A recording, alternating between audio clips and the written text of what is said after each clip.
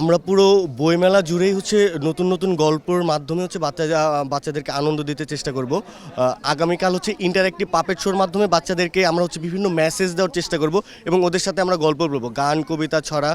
তার সাথে হচ্ছে আমরা অপুদীপুর গল্প, এই পুতুল নাটকটি করব। মানে অপুদীপুর গল্প হচ্ছে পারস্পরিক বন্ধুত্ব এবং সৃজনশীলতা নিয়ে যে তারা যে কাজ করবে সেই কথাটি। এবং আগামী শুক্রবারে থাকবে হচ্ছে বনভ্রমণ এবং বল্টু মমতা সাঙ্গপাঙ্গ।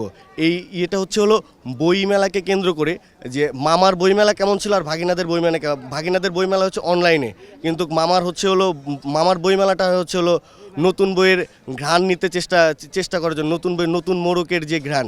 এবং মামা ভাগনাদেরকে কনভিন্স করে এবং ভাগিনাদেরকে বইমেলায় নিয়ে আসে এবং নতুন বই কেনে এবং নতুন বই পড়ার চেষ্টা করে।